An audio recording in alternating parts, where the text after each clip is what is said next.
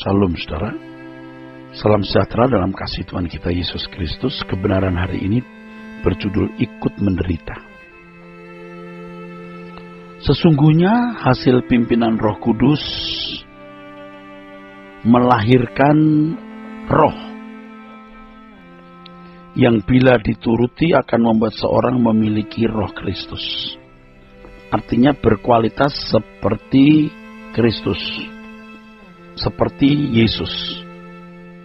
Jadi kalau kita hidup dalam pimpinan Roh Kudus, dilahirkan roh yang bila roh itu kita turuti, seorang memiliki roh Kristus, artinya berkualitas seperti Yesus. Sampai pada level ini seseorang dapat diajak menderita bersama dengan Tuhan. Dalam Roma pasal 8 ayat 17, Tuhan mengatakan, dan jika kita adalah anak, maka kita juga adalah ahli waris.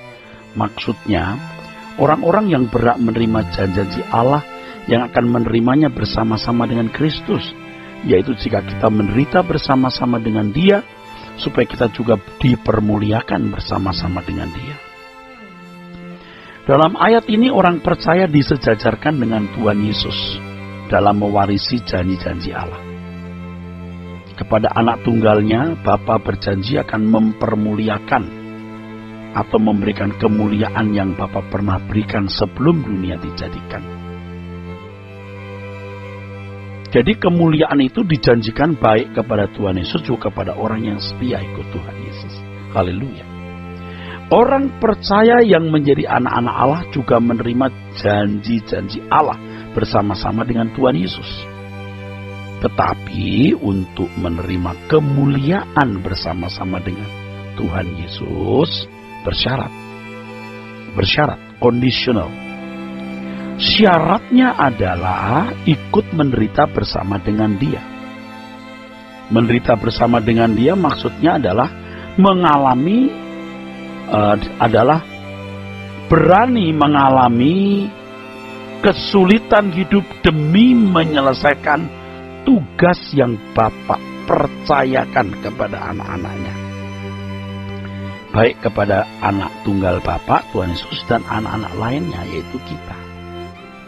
Anak-anak lainnya, yaitu orang percaya, saudaraku, saudara dan saya.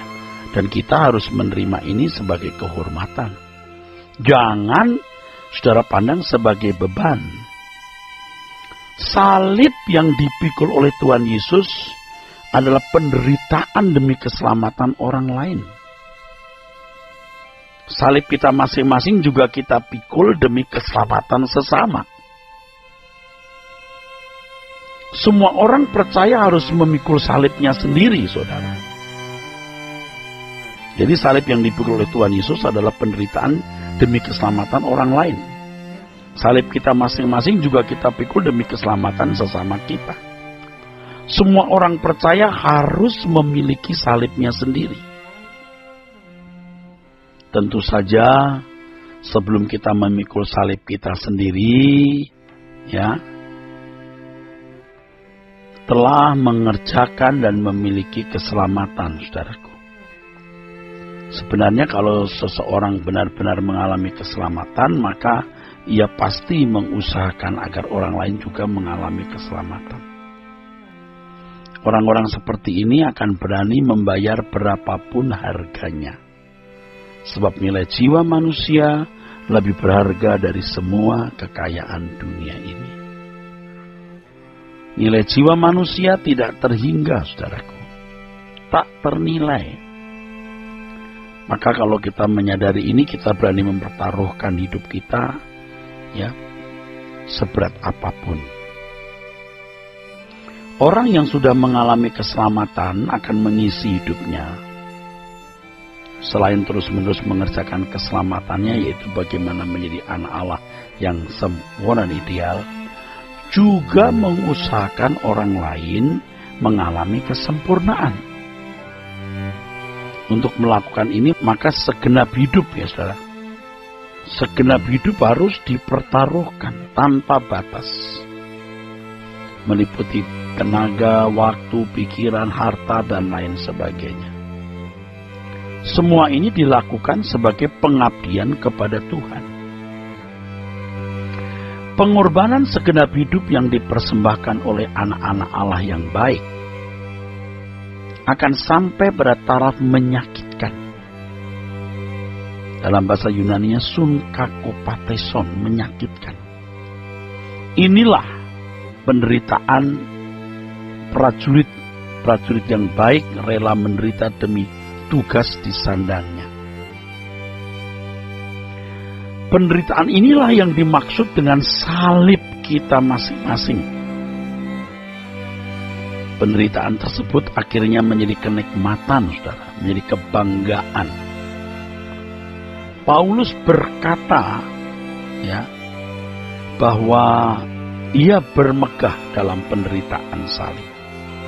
Maksud pernyataan itu adalah bahwa Paulus bangga jika harus mengalami berbagai kesulitan hidup, bahkan penderitaan demi pelayanan pekerjaan Tuhan, di mana ia memberitakan Injil dimanapun. Paulus sangat percaya bahwa penderitaan yang dialami akan mengerjakan sesuatu yang sangat berharga dan mulia di kekekalan. Maka dia berkata, penderitaan yang kami alami tidak sebanding dengan kemuliaan yang akan diperoleh. Makanya tidak heran dia banggakan penderitaan itu, karena mengerjakan kemuliaan kekal. Apa yang ditabur tidak sia-sia. Paulus akan menuainya di kekekalan. Itulah sebabnya ia memandang penderitaan yang dialaminya sebagai karunia. Karunia artinya pemberian yang sangat berharga. Ternyata tidak banyak orang yang menjadi umat Allah, yang benar-benar terpilih, mengerti kebenaran dan hidup dalam kebenaran itu. Kita bukan hanya dikaruniai untuk percaya, kata Paulus, tapi juga menderita bagi dia. Kitalah yang harus terus berusaha menjadi umat pilihan yang benar-benar terpilih, saudaraku. Bertumbuh dalam kedewasaan dan kesempurnaan Kristus, tapi juga kesediaan memikul salib, menderita baik kepentingan kerajaan surga, yaitu keselamatan jiwa-jiwa, agar mereka bukan hanya mengenal Tuhan Yesus dan menjadi orang Kristen, tetapi juga diproses untuk sempurna seperti Bapa. Jadi orang yang masuk pelayanan ini, dianya sendiri harus sudah mengerjakan keselamatan dengan takut dan gentar. Harus sudah sampai pada level di mana dia mencium keharuman kesempurnaan seperti Bapa itu. Jadi kalau hanya menjadi orang Kristen, tidak mungkin memiliki beban yang kuat dan kerja yang serius dalam pelayanan merubah orang lain. Kalau tidak ada salib Kristus, maka tidak akan pernah ada salib-salib lainnya. Kita harus memandang salib sebagai satu beban yang menyenangkan, saudaraku. Kesempatan untuk memperoleh harta abadi yang tiada tara.